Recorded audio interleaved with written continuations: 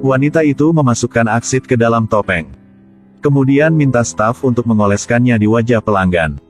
Dia adalah pelanggan VIP dari salon kecantikan ini. Jadi staf tidak berani protes. Dia gemetar dan pergi ke kamar sebelah. Ia siap mengoleskan masker untuk pelanggan. Tapi tiba-tiba, pelanggan itu meraih tangannya dan menghentikannya. Apakah Anda adalah Ji Hyun? Ji Hyun dimarahi oleh wanita itu karena dia tidak bisa melakukan pekerjaannya. Ia hanya staf rendahan. Dia harus diam-diam menahan. Setelah melampiaskan amarahnya, wanita itu melemparkan setumpuk uang ke wajah staf itu. Peringatkan dia untuk tidak memberitahu siapapun. Tapi ia nggak tahu. Tindakannya telah difilmkan oleh Ji Hyun.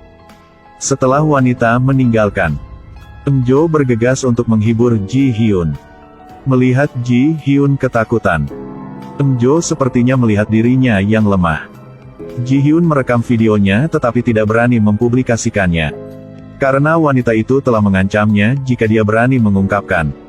Dia akan membuat ibu Ji Hyun yang sakit parah selamanya tanpa perawatan. Eun Jo berjanji pada Ji Hyun akan membantu ibunya. Sekaligus dia akan mengandalkan kekuatannya sendiri untuk mempublikasikan perilaku kekerasannya. Jadi Eun Jo dengan mudah mendapatkan videonya. Lalu, di meja kerja ayah Hana, sebuah paket tanpa nama muncul. Di dalamnya ada video putrinya secara agresif memukul orang. Jika video ini tertungkap, maka reputasi perusahaan akan hancur. Karirnya juga hancur.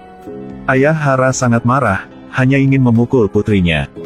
Istrinya harus minta tolong bisa membuatnya tenang. Nyonya pikir orang yang mengirim video itu adalah Ji Hyun. Jadi ia telah minta bawahan menculiknya ke sini. Ia mau menggunakan uang UTK menghasilkan masalah ini.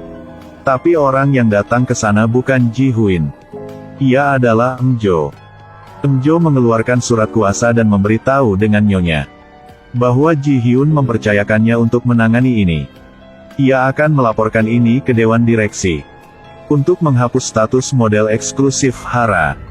Nyonya belum bilang apapun. Eun Jo telah bertemu ayah Hara. Dia menyarankan cara menyelesaikannya. Tahu putrinya terus-menerus membuatnya malu. Bahkan agar Lewan tahu rahasia perusahaan. Ia segera pecat Hara. Setelah Hara menonton video, dia tahu pasti bahwa Eun Jo sedang bermain trik.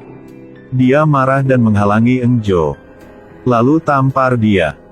Tapi dia lupa bahwa Eun Jo bukan lagi gadis lemah seperti dulu. Apa?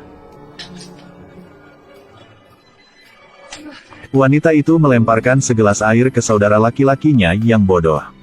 Kemudian mulai berteriak keras. Dia bahkan tidak merasa itu cukup dan mulai memukulnya. Di belakang mereka, Eun Jo hanya bisa melihat adiknya dibuli. Tangisan menyedihkan saudaranya. Seperti setiap pisau yang menusuk hatinya. Dia tak bisa menahan. Pada saat ini, Eun Jo hendak bergegas keluar ketika ibu angkatnya menariknya kembali. Jangan muncul, ini tantanganmu. Wanita yang mencurigai Eun Jo adalah sahabatnya yang sudah meninggal. Ini adalah jebakan. Jika orang yang dipukuli ini adalah adik laki-lakinya. Kalau begitu pasti Eun Jo tidak bisa tenang. Ibu angkatnya melihat semuanya, dia berinisiatif bertemu. Bertanya pada Serin mengapa dia memukuli stafnya. Adik laki-laki melihat Eun Jo berdiri di belakang. Ia segera memanggil kakak. Dia menangis dan menceritakan tentang apa yang terjadi selama bertahun-tahun. Tapi Eun Jo tidak boleh berekspresi. Dia dengan dingin menghadapi segalanya. Ibu angkat tidak bisa membiarkan mereka terus melakukan hal-hal buruk. Jadi ia mengancam Serin untuk membatalkan kerjasama. Serin tidak berpikir tindakannya akan mempengaruhi perusahaan. Dia sangat panik. Hara tahu bahkan Eun Jo bukanlah sahabat terbaik mereka. Adegan itu ditentukan sebagai kecelakaan. Tapi bagaimanapun juga, kita harus berurusan dengan Eun Jo. Serin juga takut karena kekejaman Hara. Dia sudah menyakiti orang lain 2 kali. Jadi ia tidak berani melakukannya untuk ketiga kalinya. Song Hara tahu bahwa dia pasti akan lupa janjinya. Seperti yang diharapkan, setelah Serin mengintip desain Eun Jo. Ia tidak percaya Eun Jo sangat berbakat. Dan tidak peduli seberapa keras dia mencoba, dia tidak bisa membuat karya agung seperti itu. Apalagi, bahkan pria yang diam-diam dia cintai. Ikuti juga Eng Jo setiap hari. Serin awalnya tidak menyukai Eng Jo. Sekarang ia telah dihasut oleh Hara.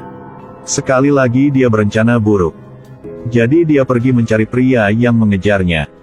Minta ia harus membuat Eng Jo menghilang selamanya. Pria ini tidak bisa melewatkan kesempatan yang begitu bagus. Hari itu, sepulang kerja, Eng Jo selalu merasa ada seseorang yang mengawasinya di belakang. Ketika dia hendak meninggalkan tempat ini, kemudian dia ditutup dengan karung di kepalanya. Di malam hujan deras, Eng Jo terlempar ke lubang yang dalam. Waktu ini, pria itu tanpa sadar mengucapkan, "Kamu berani melawan Serin." Meskipun suaranya sangat kecil, itu didengar oleh Eng Jo. Dia berfoto dan mengirimkannya ke Serin. Serin tak disangka, tindakannya secepat begitu.